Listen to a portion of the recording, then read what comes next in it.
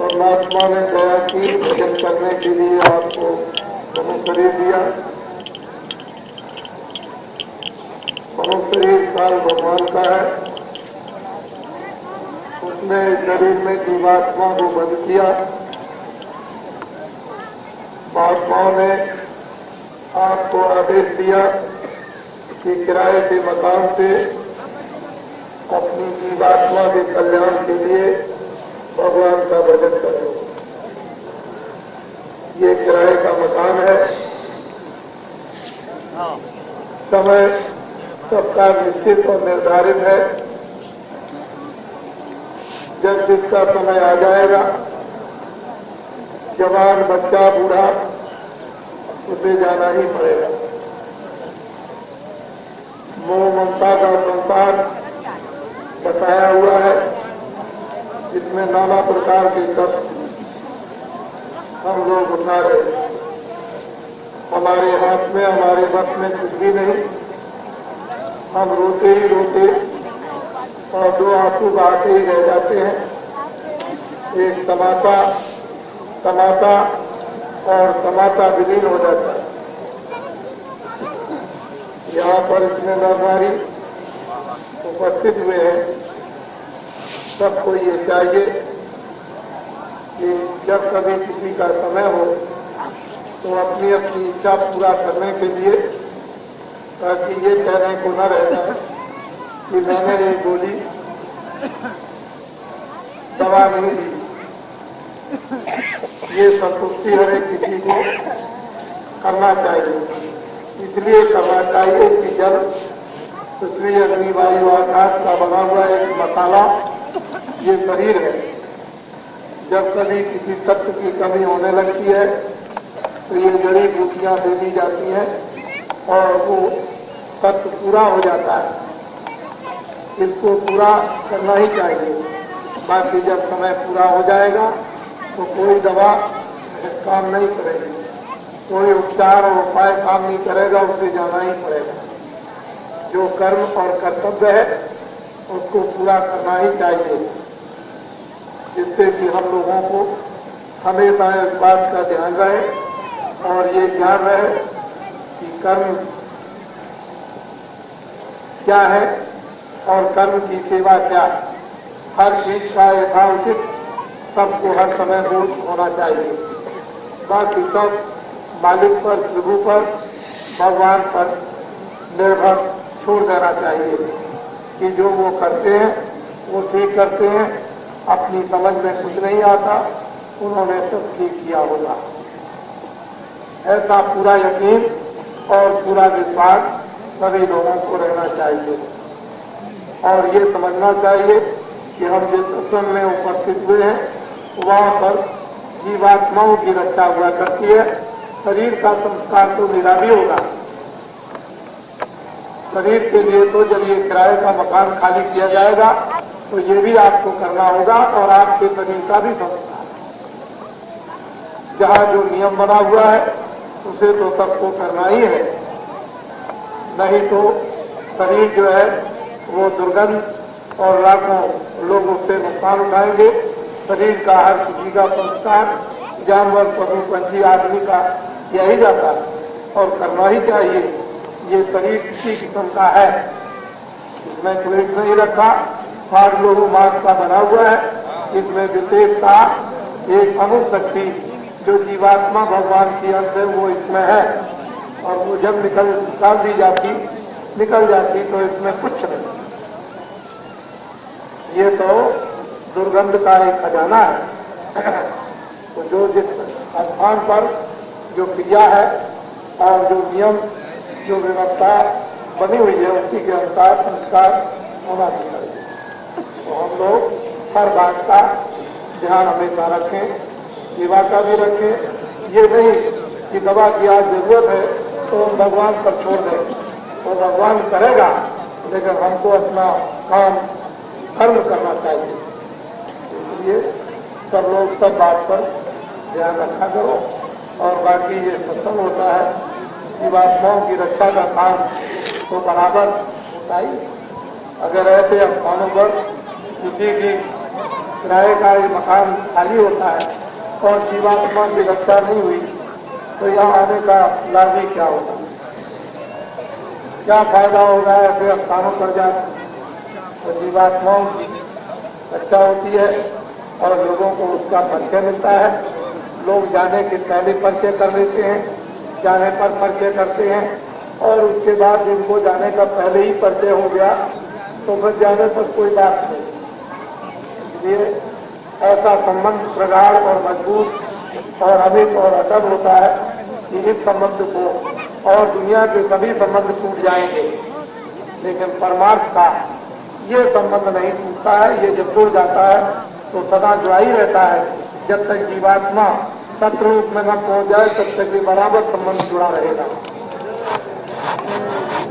ये बात संबंध जगत में होने के लिए बड़े ही प्रयास और बड़ी मेहनत, बड़ी तपस्या करनी पड़ती है, लेकिन जब जुड़ गया तो जुड़ गया। और जब वो जोड़ लेते हैं संबंध, जैसे भी होता वैसे किसी न किसी अवस्था में आपसे भगवान का भजन करा दिया जाएगा। जो कर्मों का जो बोझा अनेकों युगों और जन्मांतरों का जो रखा हुआ है वो भी धीरे से ही उतार दिया जाएगा। जिस अवस्था में भी रहोगे, महात्माओं ने हर तरह की अवस्थाओं को रखा कि जो आज भजन नहीं कर सकते हैं मटर गश्ती करते हैं कि हमको तो महाराज मिल गए, हमको भजन करने की क्या जरूरत है। और बड़े पैसे वाले और वो पैसे के उस आराम कल्पी में भजन नहीं करते हैं तो दोबारा फिर उनको गरीबी में जन्म दिया जाएगा, तो वहां दूर बैठ के भजन करेंगे। लेकिन भजन करा दिया जाएगा, भजन कराया जाएगा, इससे आपको फिक्र है। उसकी चिंता आपको करने की जरूरत नहीं है। जिसमें आपकी चिंता की है वो अपने आप कर रहा और करेगा। तो अभी अच्छा है कि सामने भजन करो, बहुत अच्छा है। जिस तरह से भी हो, अमीर गरीब पढ़े लिखे अनपढ़, अभी सामने भजन कर लो। मेहनत कम और मजदूरी बहुत ज्यादा। परमात्मा का धन कम मेहनत पर मिल जाएगा और जल्दी रास्ता कट जाएगा, और बाद में मेहनत ज्यादा करनी पड़ेगी। तब तुम कहोगे तो महात्मा इसीलिए बार बार जोर देते हैं कि सामने कर लो तो जल्दी काम बन जाए और जल्दी सफाई हो जाए और जल्दी रास्ता घर में कोई जाने में बिगड़ बाधा खड़ा न करे। लेकिन ये है कि मकंगस्ती करते हैं कि हमको तो महाराज जी मिल गए, अब हमको क्या हमारी पर रक्षा हो जाएगी। समझ लो,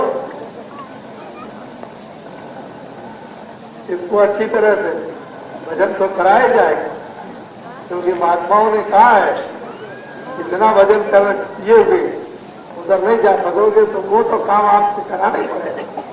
चाहे जिस तरह से रोके करो, चाहे गा के करो, चाहे हंस के करो, चाहे लेट के करो, चाहे टांगे ऊपर करके करो, लेकिन भजन तो करना ही होगा। तो बहुत जरूरी है। और वो भी सुगम सरल, देश के करो, बैठ के करो, खेत में करो, खलिहान में करो, सुबह करो, शाम को करो, स्नान मत करो, स्नान कर लो, गंगा जी के किनारे करो, जमुना जी के किनारे करो, मंदिर में करो, कहीं बैठ करके करो, लेकिन मनुष्य रूपी मंदिर में बैठ करके भगवान का भजन। जहाँ वो एकांत में बैठा हुआ है वो देवता वही एकांत में बैठ करके भजन करना, ये तो काम आपको करना ही है।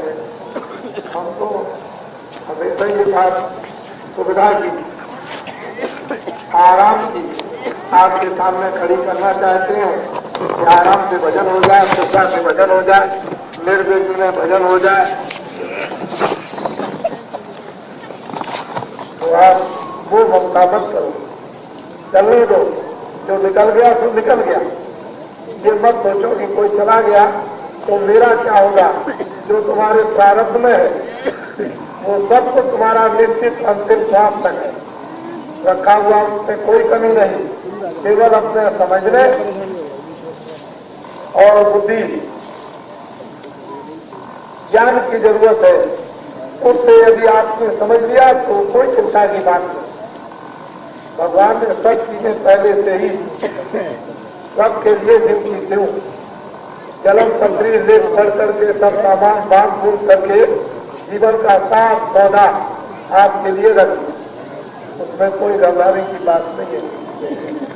बचाओ बच्चियों, हम बहुत से लोगों को देखते हैं कि जिनका कोई चारा नहीं, लेकिन वो भी कपड़े पहनते हैं, शाम को खाना खा, रात को सोते हैं, कोई बात नहीं। किस तरह तो पशु और पंछी को भी देता है जिनका कोई सहारा नहीं। आप तो आदमी ज्ञानवान हो, समझते हो आगे पीछे वर्तमान का, तो आपको तो और भी चिंता नहीं होना चाहिए क्योंकि आप ज्ञानवान हो। परमात्मा ने जो ये काया जो दी है, जो जीवात्मा को बंद किया है, शरीर को काल भगवान का और जीवात्मा शत्रु, जो शत्रु से आई है वो भी शत्रु तपस्या की मालिक की, और तपस्या के एवज में हम लोग तमाम रूहें और जीवात्माएं दे दी गई। और जब वो ले आए तमाम जीवात्माओं रूहों का भंडार, तो बिना जीवात्मा के कोई रचना नहीं होती। जब चेतन शक्ति होगी और जड़ता में जब मिला दी जाएगी तो रचना काम करेगी। बगैर जीवात्मा के कोई भी रचना काम नहीं कर सकती किसी भी मंडल में। तो जीवात्माओं का भंडार मिलना बहुत जरूरी है और बिना तपस्या के भंडार मिल नहीं सकता। तो तपस्या की गई है, उसके एवज में ये भंडार वरदान में मान लिया गया है। लेकिन जब आपको दिया गया था तो ये कहा गया था कि संत भारत में हमेशा गुप्त रूप रहेंगे, वो बराबर जीवों की खबर रखेंगे और यहाँ का संदेशा हमारे पास बराबर पहुँचाते रहेंगे। वो बोलेंगे कुछ नहीं, लेकिन जीवों का सब संदेशा मुझको देंगे। वो मेरे दरबार के जासूस यहाँ पर रहेंगे और जब कभी जीव जब फंसा लिए जाएंगे तो फिर वही हमारे जानने वाले जो दरबार के दरबारी जासूस हैं वो गया, और उन पर किसी का भी कोई अधिकार नहीं। उनको मुकम्मल पूरी आजादी इस मुल्क में दया और महर करने की। जिस जीव को चाहे उसको बख्श दें, जिस जीव को चाहे उसको छुड़ा लें। मैं आपको एक बात मोटी समझा दूं। एक महात्मा जी जंगल में रहते, मुझे भी उनके मिलने का बहुत दिन पहले सौभाग्य प्राप्त हुआ। महात्मा जी अपनी कुटी में बैठे हुए सत्संग वार्तालाप कर रहे थे। अच्छे महात्मा थे, अंदरूनी उनको ज्ञान था, अंदरूनी दर्शन करते थे उस मालिक का। बैठ के सत्संग हो रहा था, उसी समय एक प्यार पागल आया। वो आकर के खड़ा हो गया और महात्मा जी की तरफ दरवाजे पर ऐसे वो उठा करके देखा, ऐसे बहुत देर तक देखता रहा और बैठे बैठे हम लोग अपना सत्संग करते रहे। फिर धीरे से अंदर घुसा और कुटी का पैकर्मा लगा करके बाहर आया, दरवाजे पर खड़ा किया और सीधा फिर वो किया और ऐसे करके देखने लगा और बस धीरे से मैं अपना घुमाया और चला गया।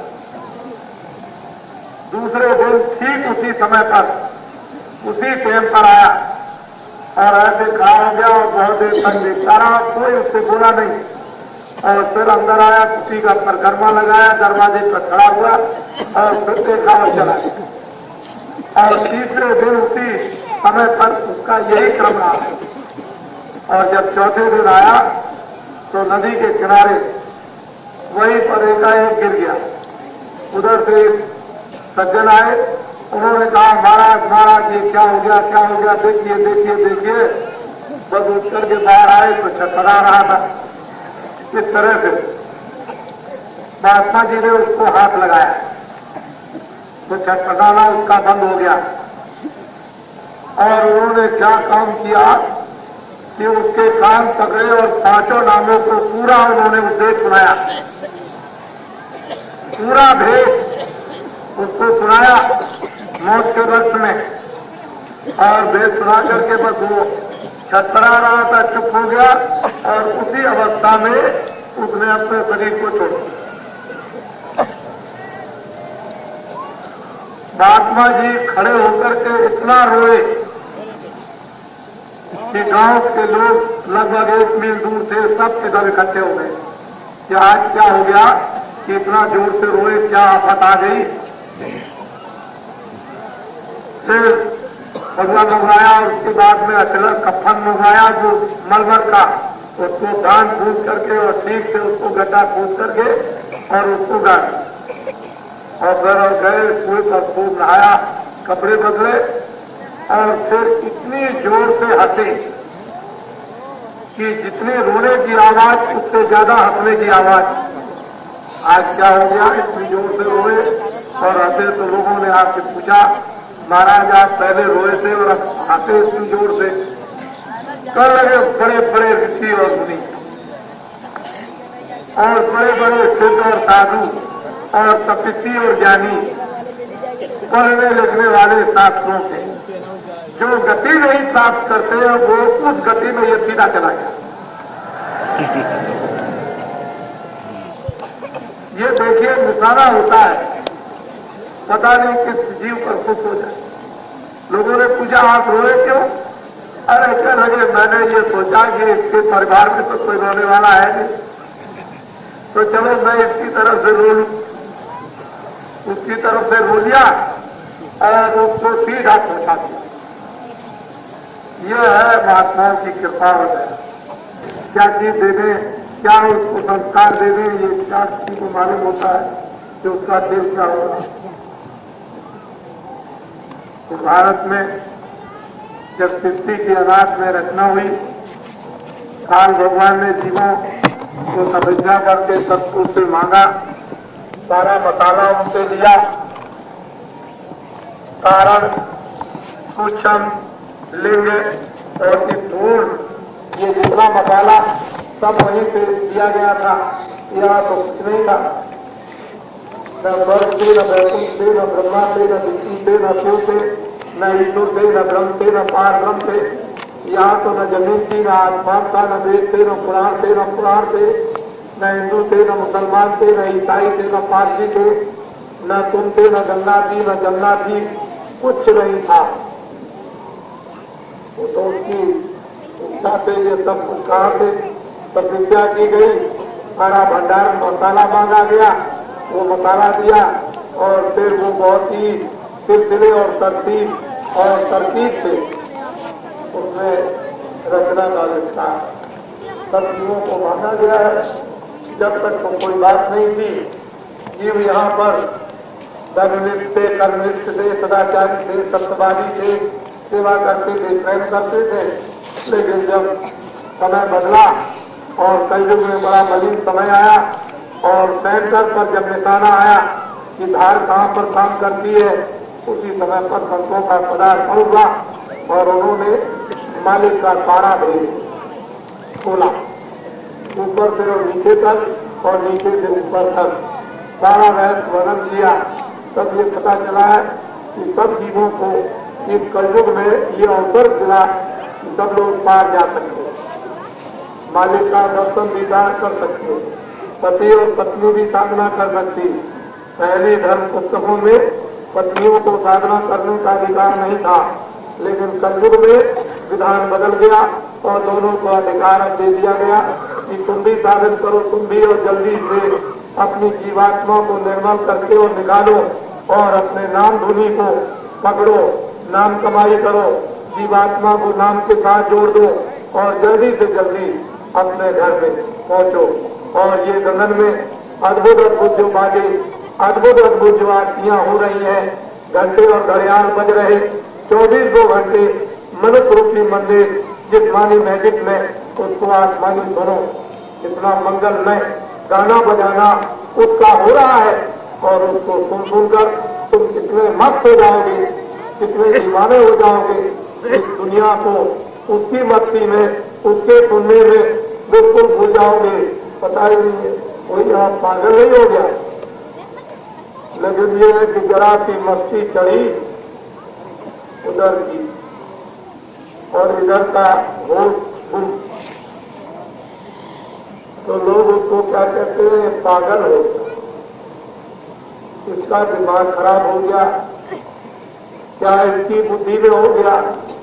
बुद्धि में नहीं हो गया, वो जरा सा नशा उसका थोड़ा सा बौछार के रूप में चला, बस उधरी से इधर से सब चीजें भूलने लगा।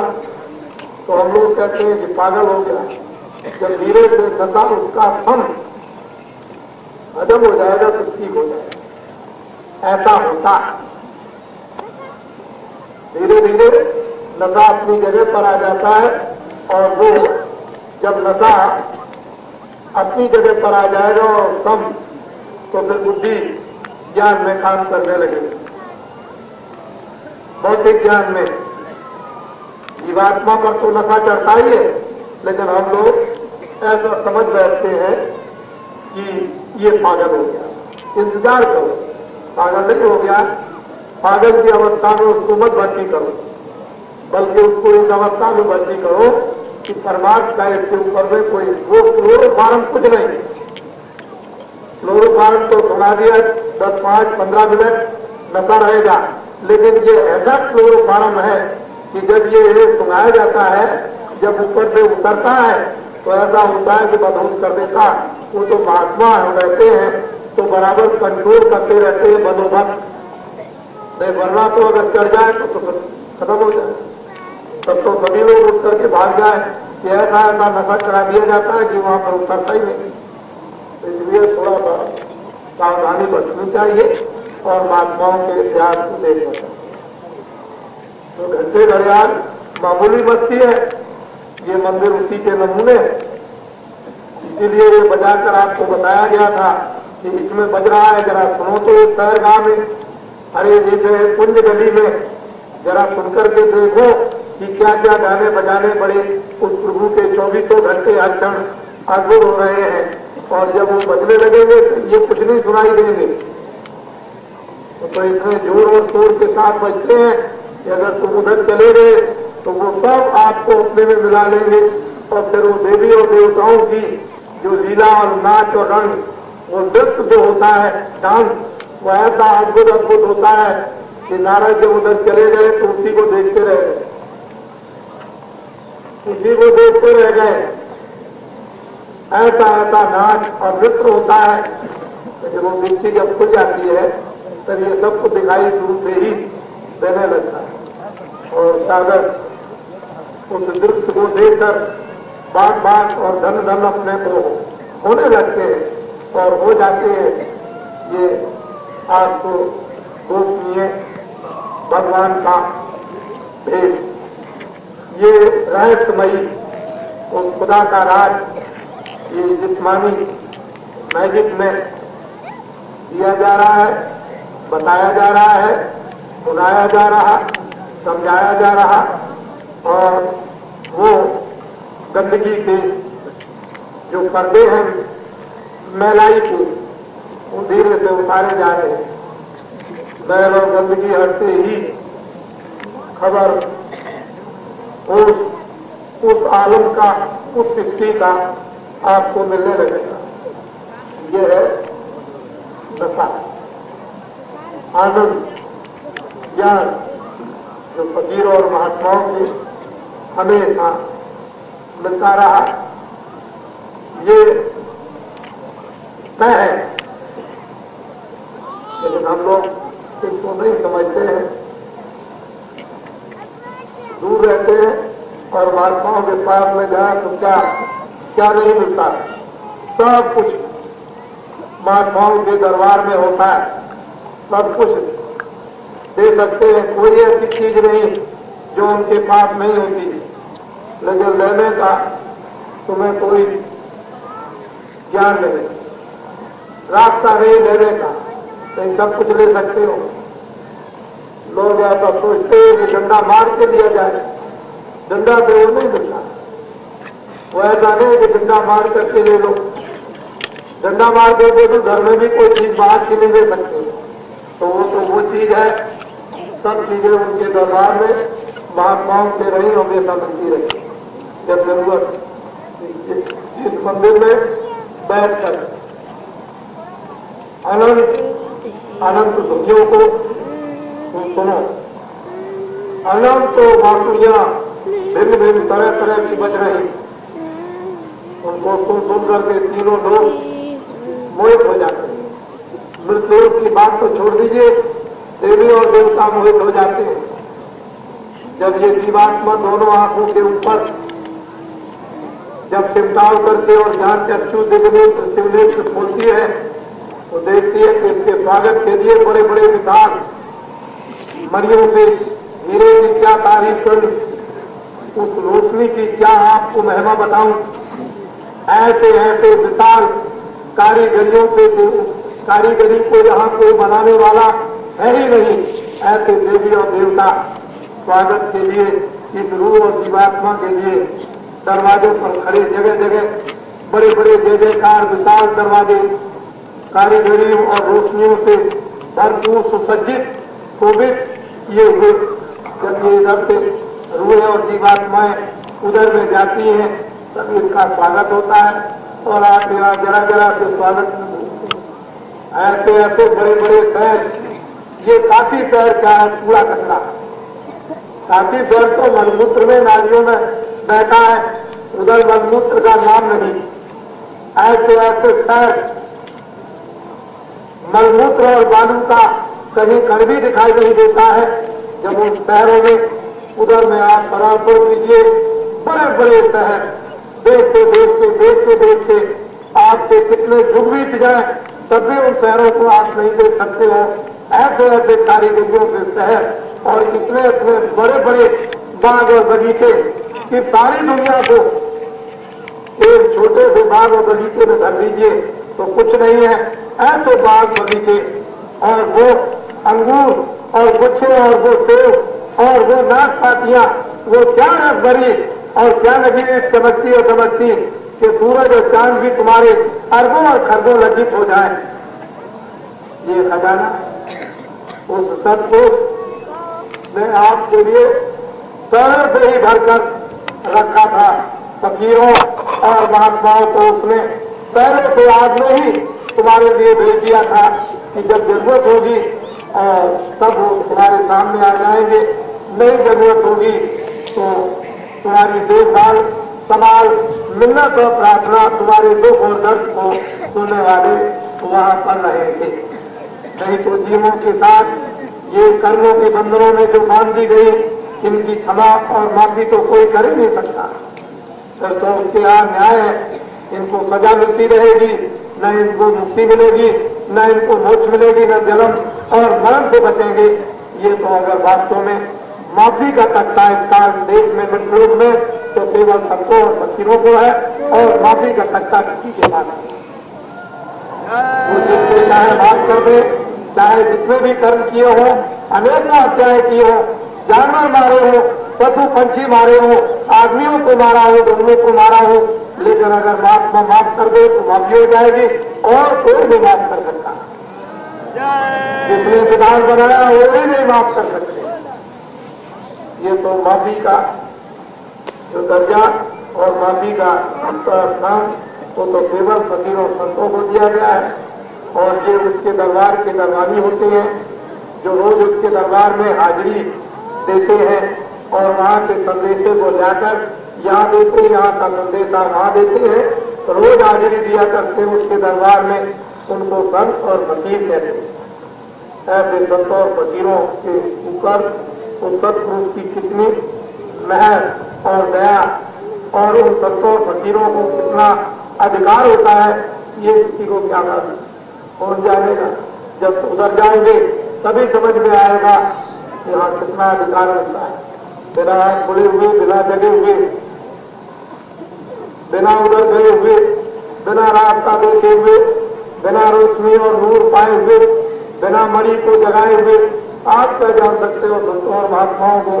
उनको बाहर से देखोगे काला सावला गोरा, उनके चमड़े को तो क्या जान सकोगे अंदर क्या रखा होगा। ये उधर देखो क्या है, कितने कितने शहर, उसमें ये सारी दुनिया सब उठाकर इससे कितना बड़ा स्वर्ग है। ये सारा विश्व एक सुई के नाटे के बराबर स्वर्ग में रख दिया जाए, कितना बड़ा स्वर्ग हो। और स्वर्ग लोक से बड़ा वैकुंठ लोक, और वैकुंठ से बड़ा बहुत बड़ा शक्ति लोक, और शक्ति से बड़ा बहुत बड़ा ईश्वर लोक, और उसके बड़े बड़े बड़े ब्रह्मांड जहाँ की ऐसी अद्भुत, और उससे न मालूम कितना था और ब्रह्मांड है। आपको क्या किसका ज्ञान।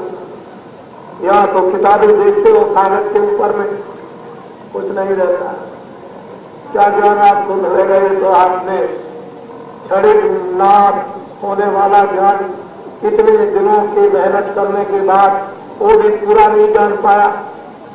नकल की है आपने हर चीज में, डाकती में नकल की, बैटरी में नकल की, और आपने अंग्रेजी में नकल की, संस्कृत में नकल की, उर्दू में नकल की, और फारसी में नकल की, और नकल करके सब ज्यादा नंबर बहुत ज्यादा 55 पाए, 50-45 पाए। वो भी कुछ नहीं, नकल कर। कभी मास्टर को छुड़ा दिखाया, कभी अध्यापक को दिखाया, कभी प्रिंसिपल को दिखाया, कभी वाइस चांसलर को और दिखाया नकल। वो भी ज्ञान, वो भी ज्ञान भी तो ज्ञान नहीं पाया। अगर बुद्धि का ज्ञान भी प्राप्त कर लेते तब भी है। और ये ज्ञान इतना है जहाँ मन को खोना है, जहाँ बुद्धि को खोना, जहाँ चित्त को खोना, जहाँ काम को खोना, जहाँ क्रोध को खोना, जहाँ लोभ को खोना और अहंकार को खत्म करना है। और ये काम, क्रोध, लोभ, मोह, अहंकार और ये जो कर्मों का आत्मार, इसको जलाना, तब ये ज्ञान बच्चा। अभी तो आप इस ज्ञान में जरा भी नहीं आए हैं, तो ज्ञान को कैसे मिल जाएगा। ये सूरज क्या चीज है, कुछ नहीं। ये उस सूरज का ये तो प्रतिबिंब है, उस सूरज का ये प्रतिबिंब है छाया, ये सूरज नहीं है। सूरज कहीं अलग है और उसका प्रतिबिंब करता है, और उस प्रतिबिंब का ये प्रतिबिंब है। ये जब ये प्रतिबिंब आपने देखा होगा कि एक शीशे को लीजिए और ऐसे कर दीजिए तो कमरे के अंदर उसका प्रतिबिंब चला जाता है, रोशनी हो जाती है। वो सूरज कहीं उसका प्रतिबिंब, और उस प्रतिबिंब का ये प्रतिबिंब है। यही चंद्रमा और तारा गणों का इतना बड़ा मंडल है कि उस तारा गणों का प्रतिबिंब एक आकाश से पड़ता है, और उस आकाश का प्रतिबिंब दूसरे आकाश पर तब आपको दिखाई देता है। आपको वो लोग क्या पता चलेंगे बच्चा, आपको कुछ जान नहीं सकता, सुनने के लिए तो आए नहीं और रहने के लिए आए। हम क्या सुनाए आपको, हम तो धीरे धीरे कुछ कहने और सुनाने के लिए तैयारी कर रहे हैं। जब आपको शहरगाह में ले जाएंगे और ले चलेंगे आपको उधर, तब आपको पता चलेगा ये क्या है। तो अभी तो शहरगाह में उन लोगों में जाने की तैयारी का सामान इकट्ठा किया जा रहा है कि धटक के, पटक के, भगा के, दौड़ा के, इधर से उधर से और हर तरह से आपको क्या कर दिया जाए। आपको तो कोई और राज भगवान का कुछ मालूम है नहीं है, लेकिन अब क्या करें, अब तो फट गए, फटा लीजिए। देखो सीधी बात को हमारी समझ लो। एक पंडित जी जा रहे थे जंगल, चलते चलते चलते चलते चलते चलते चलते चलते रास्ते में एक आदमी मिला उधर से आ रहा था जामुन खाता हुआ, बड़ी बड़ी जामुन। पंडित जी ने बोला कि अरे भाई तुम क्या खा रहे हो, तुम्हारा मुंह हो गया है लाल। अरे कह लगे पंडित जी क्या बताएं, ऐसी जामुन रसगुल्ला है कि अगर खाइए तो क्या है भाई कहाँ मिलेगी। कह लगे कि आगे चले जाइएगा कोई पेड़ मिलेगा तो आप वहां ऊपर और नीचे देख लेना, बहुत सी गिरी मिलेगी, और ज्यादा खाना हो तो चढ़ जाना, ऊपर हिला देना। पंडित जी यही सोचते समझते चले गए। चलते चलते चलते चलते चलते चलते एक पेड़ मिल गया। तो गुड़ीला एक जानवर होता है कीड़ा काला काला, तो गोबर इकट्ठा किया करता है गोल गोल। तो पंडित जी ने सोचा कि यही है जामुन। तो गुड़ीले को जब वो पकड़ने लगे कीड़े को तो चू चू करने लगा। तो पंडित जी कहते हैं कि देख चू करे या मुंह करे, काले कालों को एक को भी नहीं छोड़ूंगा। चू करे या मुंह करे, कालों कालों को एक को भी नहीं छोड़ूंगा। समझ रहे आप? तो बच्चा कहीं थक गए तो चाहे चुप करो चाहे मुंह करो, निकलना मुश्किल है। समझ लीजिए, और निकल नहीं सकते आप। अभी क्या हुआ, अभी तो ऐसा जाल तैयार कर रहा हूं छोटा बड़ा 5 किस्म का, 2 किस्म का नहीं 5 किस्म का, छोटी से छोटी और बड़ी से बड़ी, ये सब मछलियां फंस जाएंगी। आप घबराइएगा नहीं, ऐसा जाल तैयार किया जा रहा है तो निकलना होगी। और वो मैं अभी भेद की बात बताऊंगा नहीं, अभी तो जाल ये गंगा रेती पर जहां पर काशी विश्वनाथ एक समय पर विराजमान है 11 दिन तक जाल बनाया जा रहा, जाल तैयार किया जा रहा, और अभी तैयार हुआ जाता है। घबराइए नहीं, फिर देखिए जब जाल फेंका जाएगा तो देखिए मैं तो आपको दिखाई दूंगा उसमें क्या बात है। हमारी तो आपके सामने ही आपको वो क्या पता चलेगा, क्या मालूम होगा। लेकिन देवी कहो कि भगवान की, उस खुदा की और उस अल्लाह ताला की, उस परम पिता, उस प्रभु की, अनामी पुरुष की, एक अनी अनामा अग सच्चिदानंद प्रभु धामा, उसकी आपके ऊपर दया हो रही है। और वो वक्त और समय उन्हीं की कृपा से, उन्हीं की दया से ये बनता हुआ आपके सामने चला रहा है, और हो जाएगी दया। प्रार्थना भक्तों की कभी व्यर्थ नहीं जाती। जो सच्चे हृदय से अपने भगवान से प्रार्थना करते हैं सबके लिए, उनकी भक्तों की प्रार्थना भगवान हमेशा मान लेते हैं। इतना इसलिए होता है भगवान का भक्तों के साथ कि भक्त होते आए, भगवान भक्तों के बस में होते आए। ये कहावत कोई मिथ्या नहीं है, सत्य जो सत्य है। और भगवान इतने दयालु और इतने भक्तों के बस होते हैं कि भक्त पृथ्वी पर पैर रखते हैं तो उनका हाथ नीचे होता है, और कैसा हाथ पड़ता है कि रुई से भी ज्यादा कोमल, कि ताकि हमारे भक्त को कोई कष्ट न हो। और वो चले जाते हैं आगे आगे, और भक्त पीछे पीछे भगवान की पीछे पीछे पीछे पीछे पीछे पीछे रहते हैं, उनका साथ नहीं छोड़ते। पीछे पीछे वो आगे चले जा रहे पीछे, और जब जरूरत होती है तो फौरन दुनिया को भक्त बत्तर बनकर के दुनिया को पकड़ देंगे।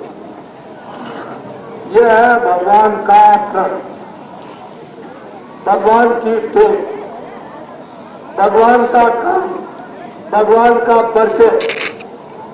तो जो होता है तो आत्माओं के लिए होता है। बहुत अच्छा हुआ तो घड़ी आई, महान सौभाग्य प्राप्त हुआ नवनारी बच्चे बच्चियों को। बच्चे भी आए, उनमें भी उत्सुकता आई, छोटे छोटे बच्चे बच्चियां उनमें भी भाव, बड़े जवान बूढ़े अनपढ़ पढ़े लिखे सबको ये अवसर सौभाग्य मिला। और उसी प्रकार का सभी लोग लाभ उठा रहे। तो आप अपने शहरों में, अपने देशों में, अपने साथियों में, अपने मित्रों में पहुंचे और मित्रों का मिलाप देखें। बड़ा मिलाप, कैसा मित्रों का मिलाप होता है। रूहें किस तरह से आपस में मिलती है और रूहें क्या खाती है। जीवात्माएं किस तरह से परस्पर प्रेम करती है और जीवात्माओं के प्रेम का तीन दृश्य देखें आप उधर चलकर, तब आपको मालूम होगा।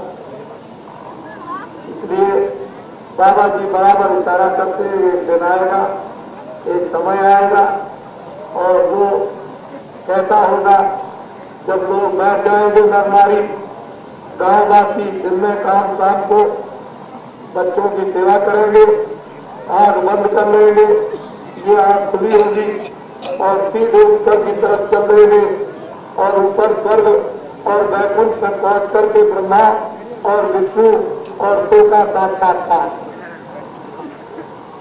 रोज करेंगे और लौट करके आ जाएंगे।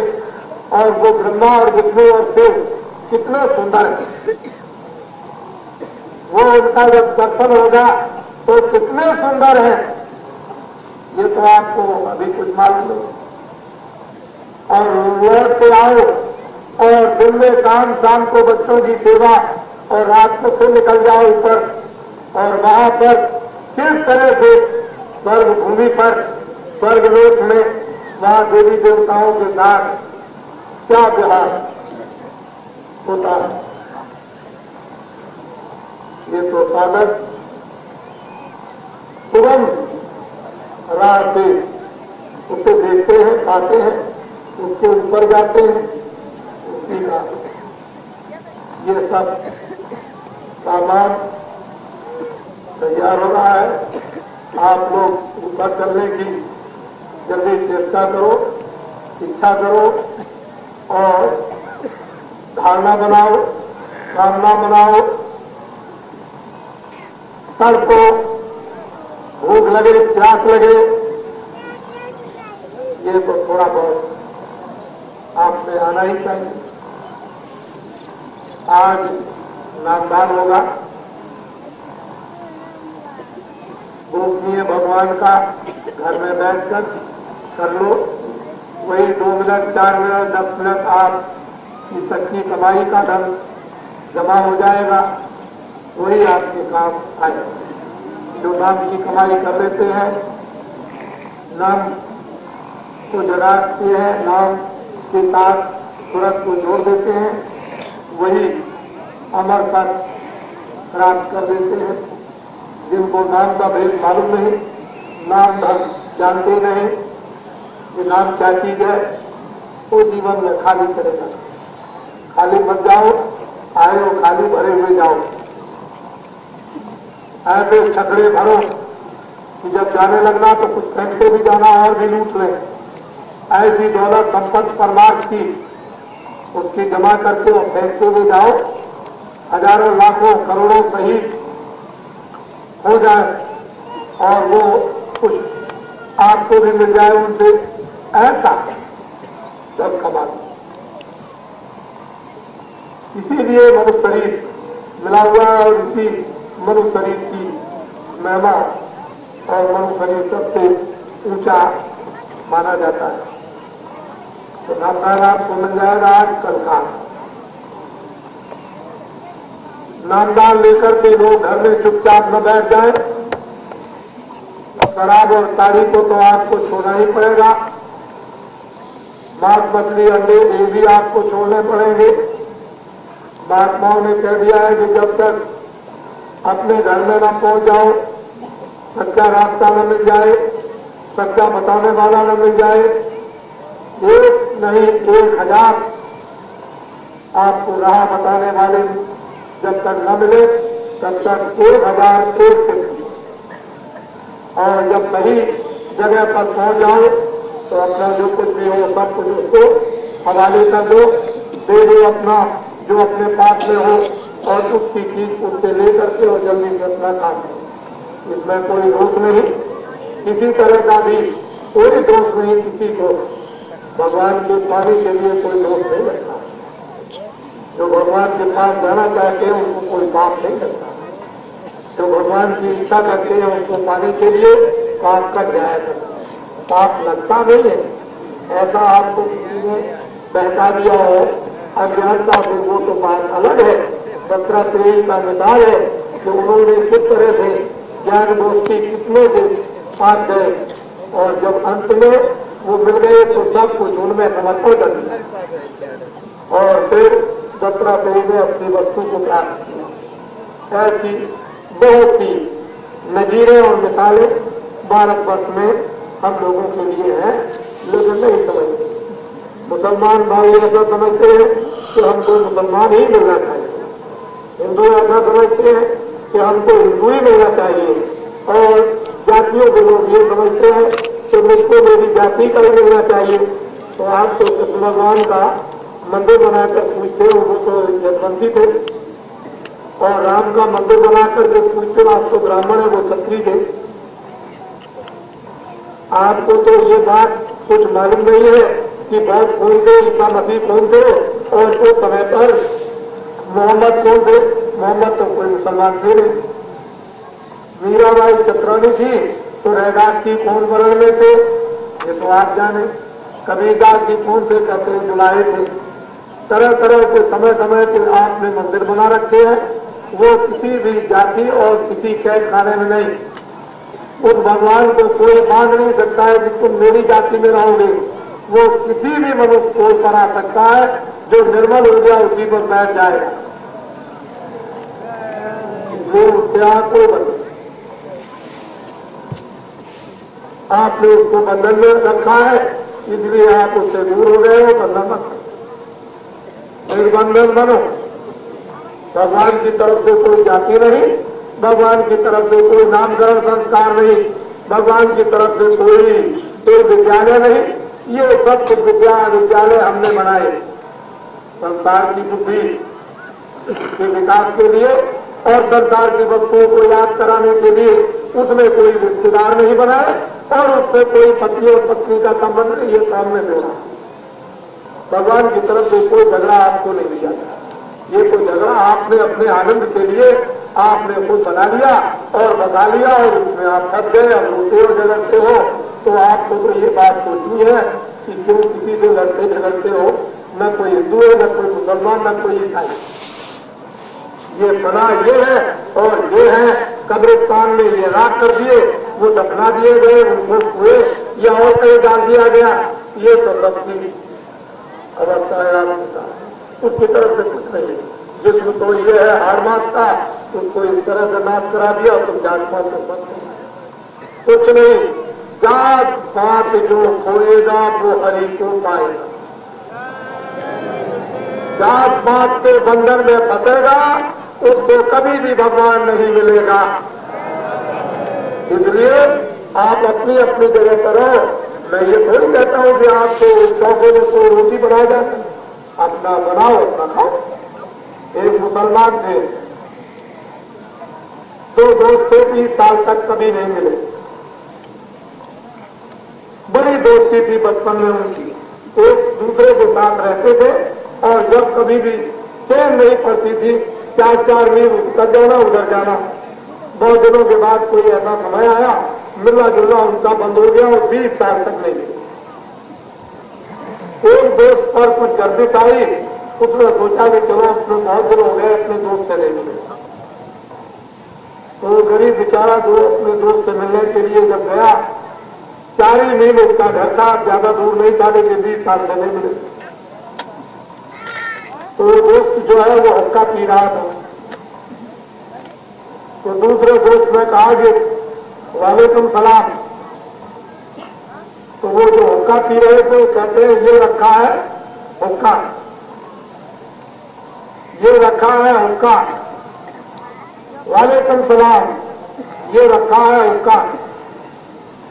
चले ये आपके बाल बच्चे राजी खुशी, तो वो मित्र कहता है कि तुम्हारे जाने जियो या मरो, अपना अपना भरो और पियो, अपना अपना हुक्का भरो और पियो। जो मैं पीता हूं वो मैं आपको नहीं दे सकता। ये दूसरा हुक्का रखा है, अपना भरो और पियो, तुम्हारे जाने बाल बच्चे जिए और मरे। तो ये दुनिया बड़ी खुदगर्ज है, ये बड़ी मतलब की है, बड़ी स्वार्थी है। आपको ये पता नहीं है, 1 मिनट में धोखा दे देगी। ये ऐसी धोखेबाज है, स्वार्थ मीत सकल जगमाही स्वप्न परमारथ नहीं। ये ऐसी भारत की दुनिया है कि जरा भी कहीं भी दोस्त नजर नहीं आते और परमात्मा का तो नाम नहीं। सारा संसार तो ये देखा कि धोखा देता है और उसी धोखे के लिए आपको तो कैसे हो जाएगा? परमात्मा का नाम नहीं है।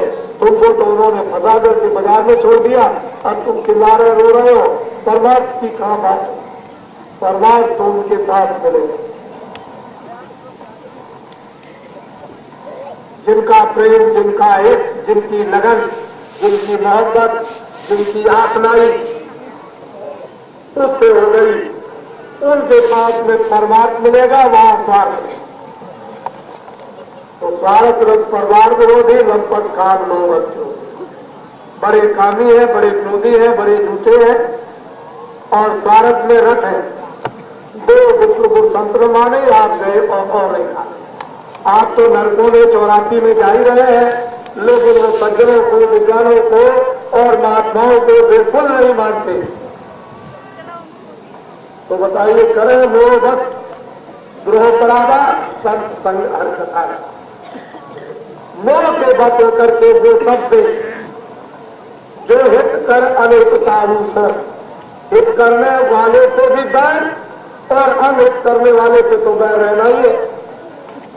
तो ऐसी भारत की प्रणाली भारतवर्ष में मानव के अंदर में इस समय भंडार करा। ये धोखेबाज दुनिया है। कहीं चल गए, हरण हो गया तुम्हारा, तो सारे जीवन रोते रहोगे। महात्मा ही से निकालेंगे और कोई निकाल नहीं सकता। जो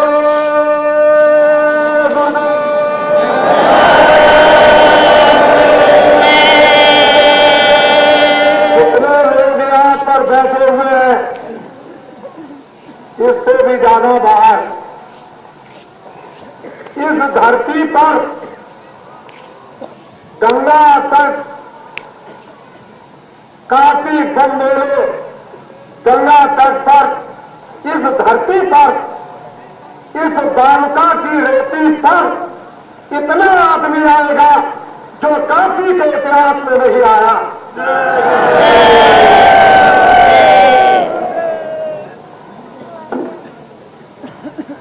यह है गंगा धरती। ये पर्व लगा हुआ है, पर्व अपने धर्म का, आध्यात्मिकता का ये पर्व लगा हुआ है। पर्व मनाया जा रहा इस स्थान पर इस जन समुदाय और जनता जनार्दन भगवान की इन आत्माओं को देखिए। ये पर्व हो रहा भरद्वाज मूर्खते त्यागा। उस समय पर चंद ही लोग भरद्वाज में गए थे जहां राम का अनुवाद किया गया था, इसमें बताया गया था।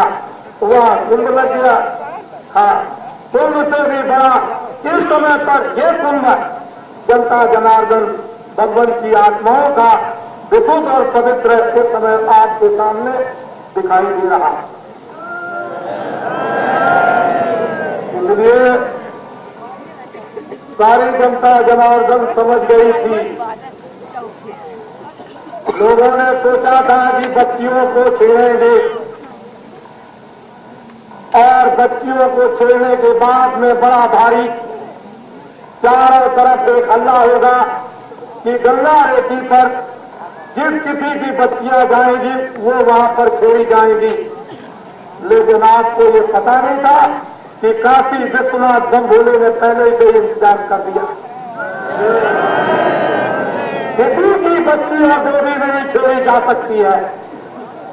यही तो ये खेल है जो लोग सोचते थे कि हम अपनी बुराई को दम भोले हरियर के नाम से दादाजी को गंगा रेती से उड़ा देंगे। ये हवाबाजी करने वाली एक भी नहीं। इस दम भोले को 11 दिन तक यहाँ पर रखा गया है। जिनके स्वप्न पर इतने बड़े जन समुदाय को यहाँ पर लाया गया और जो दम भोले यहाँ पर उपस्थित है और उनकी वो समाधि अवसर दम भोले शंकर जी की लगी हुई, वह ये कहा गया था कि हरियर बोलने पर वह सब लोगों को मान रखी है। वो लोग सोचते थे कि भारत में गंगा जी के किनारे कोई आदमी नहीं आएगा। अभी आपने क्या देखा आदमी, लेकिन आपने अपने कुकर्मों को छुपाने की भारत पूरी कोशिश की थी, लेकिन ये कुकर्म छुपने वाले नहीं। आप बच्चे और बच्चियों को जरा खेल करके तो आप देख लो इस मैदान में, तो आपको पता चल जाएगा। आप अपनी बातों को अच्छा आइए नहाइए, पवित्र पुनीत पर्व में अपने बातों को धोइए, अपनी बुद्धि को धोइए, अपने मन को धोइए। जो बोझा लगा हुआ है उसको उतारिए, अपनी जीवात्माओं का कल्याण कीजिए। ये पर्व लगा रखा है आपके लिए भी। हम तो आपके लिए धोने के लिए ऐसा साबुन भगवान का लेकर बैठे हुए हैं कि रगड़ा मारेंगे तो तुम सब साफ हो जाओ। हमने अपनी तरफ से कोई भाग और विभाजन नहीं किया है कि तुमसे घृणा करते हैं। आओ आकर सब मिलजुल कर इसमें स्नान करें, ये तो ये है। लेकिन आप चाहते हो कि नहीं नहीं नहीं हम ऐसे करके ऐसा कर देंगे, तो ये चलने वाला नहीं है। गांव की देवियां, गांव की बच्चियां, शहरों की बच्चियां, देवियां सब इस मैदान में आए, कोई चिंता करने की बात नहीं है। हम देख लेंगे खेलने वालों को।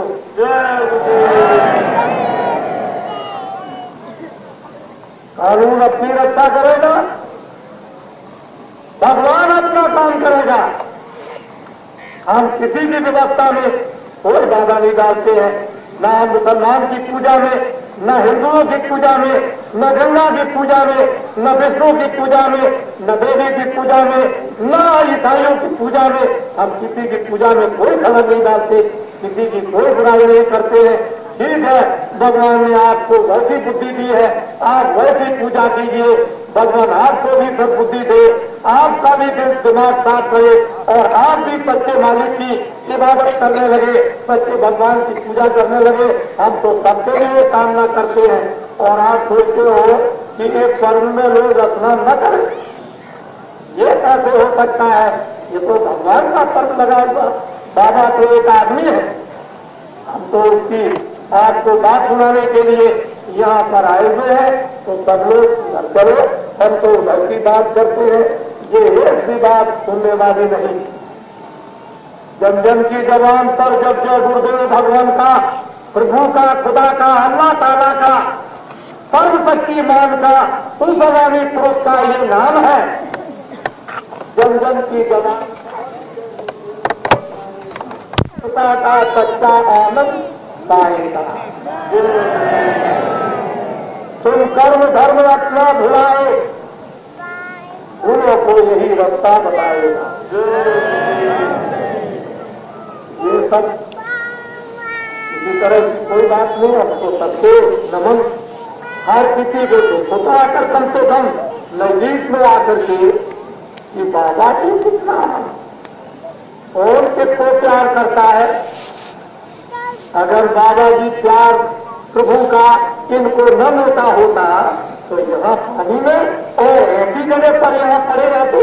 और एक दिन की बात तो छोड़ दीजिए, ये तो आप देख रहे हो कि लगभग 2 महीने हो रहे हैं। ये हालत देखते हो तो आपको तो कुछ सोचना ही चाहिए।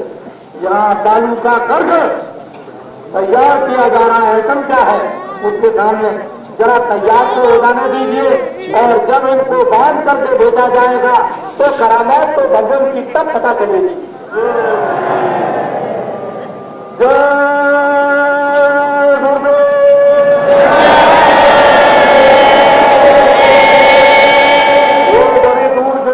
का टावर है वहां पर भगवान का वो नामदान गोपनीय मिलेगा और आप जो भी चाहे वो नरनारी जो भी देवी पुरुष चाहेंगे वो वहां पर।